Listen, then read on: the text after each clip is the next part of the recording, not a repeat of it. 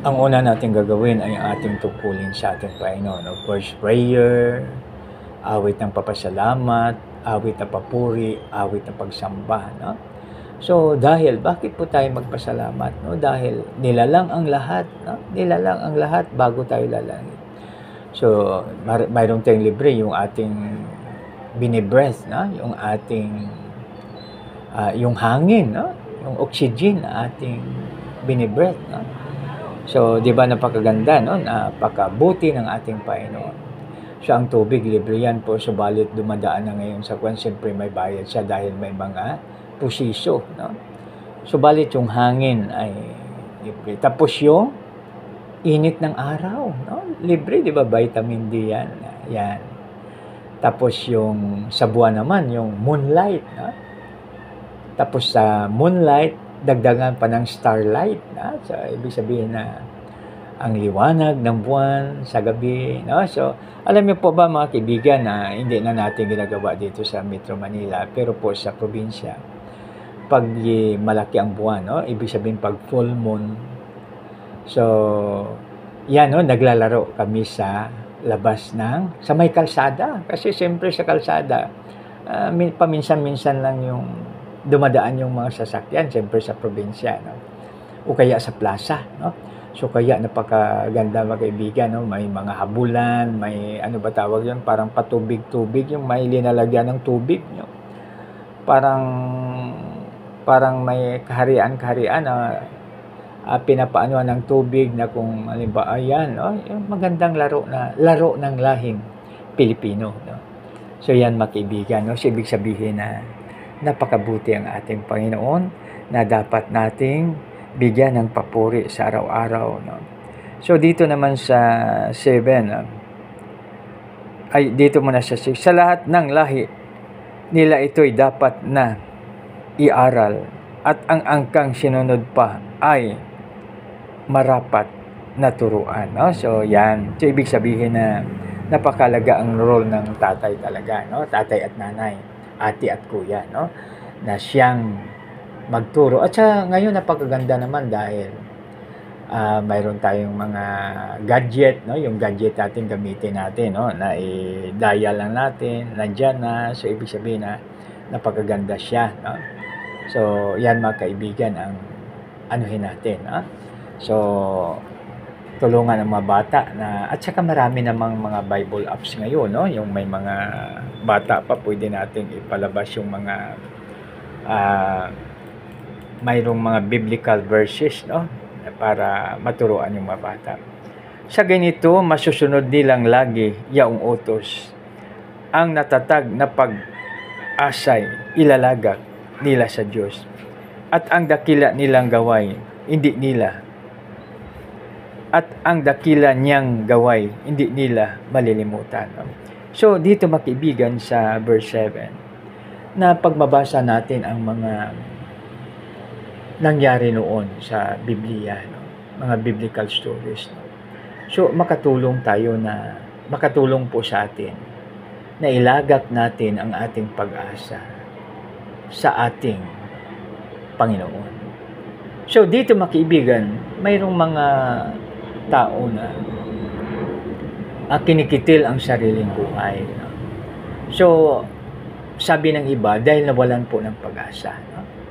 Subalit pag nabasa natin o kaya na isabi sa atin, na ikwento sa atin yung mga kwento na tungkol sa himala sa Biblia, so ito po ay makatulong sa atin na ang ating pag-asa ay sa ating Panginoon. Sinabi niya na hindi kita itatakwil at hindi iiwan. No? So grabing pangako yan. No? Dahil pag tayong mga tao, mga mami, daddy, minsan mangako po tayo sa ating mga anak, no? Medyo, minsan hindi natin matupad, no? Dahil sa iyong abang lingkod, minsan nangako ako, no? Na hindi ko natupad. Kasi mayroon tayong limitation, no? Subalit kay Lord, walang imposible sa Kanya. Pag siya ay mangako, sabi niya, hindi kita itatakwil, hindi kita iiwanan, no? So, ibig sabihin, pangawakan natin yan para ang pag-asa ay magiging matatag at ang pag-asa natin ay ang ating Panginoon. Di ba? Napakaganda pag ganun mga kaibigan, no? Wala tayong ibang pag-asa kundi ang ating Panginoon. Dahil pag siya ay nasa atin, sino pa po ang laban sa atin? Diba? Napakaganda, no? So, napakaganda mga kaibigan pag yan po ang ating naalala. So, sabi dito, no, pagbasahin natin ang mahimala na ginawa ng ating Panginoon, ginawa ng Diyos noong una, ito ay makapagpatatag sa ating puso't isipan na tayo ay buong tiwala sa Kanya. No? Dahil sa Kanya, walang imposible. No? So, yan po mga kaibigan. No? At isa pa, no? Isa pang sinabi po rito ay, sinabi po dito, no? So, nang dakilang mong gawa ay hindi nila malilimot.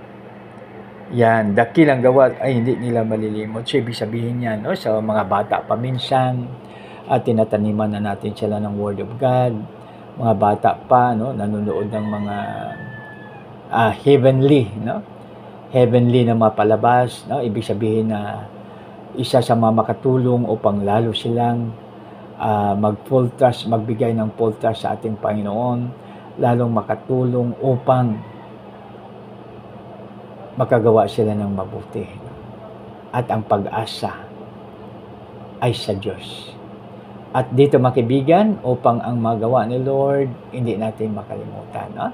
So mayroong pangyayari na minsan, halimbawa, yung mag-usap yung nanay at tatay. Hindi, yung parents at saka mga anak. No?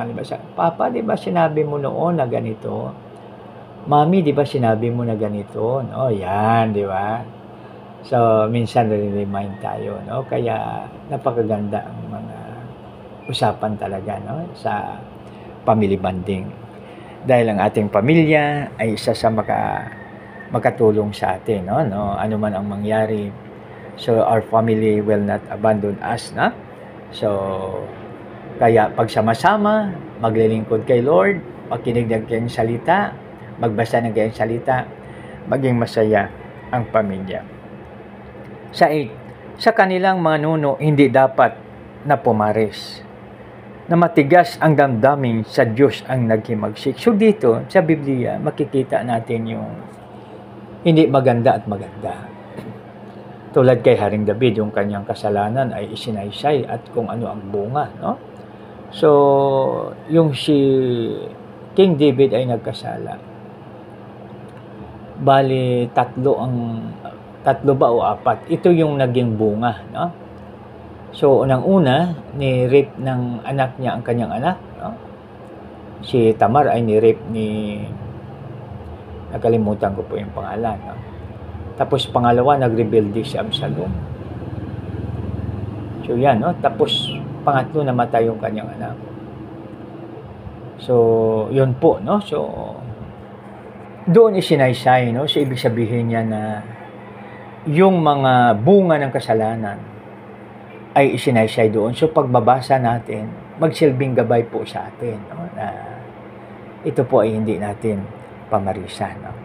So, ang paghimagsik, no? So, dito yung paghimagsik, dito sinabi dito, no?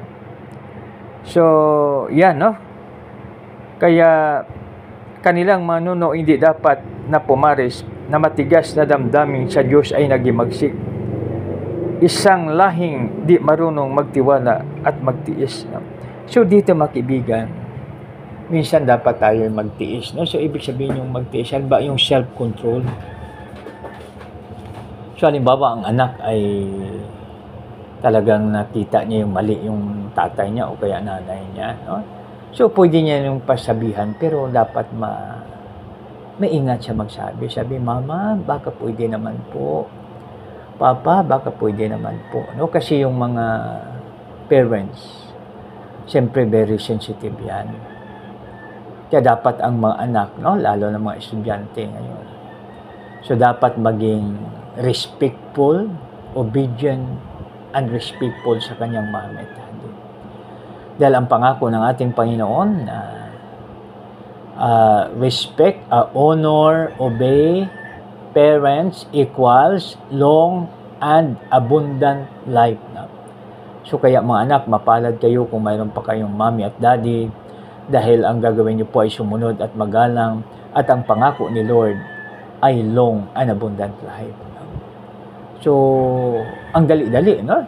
So dahil pag mayroon po ang tayong long and abundant life, malaki ang tulong natin sa ating unang-una makapaglingkod tayo kay Lord, no? Na duty first, God first, no? Makapaglingkod tayo, no?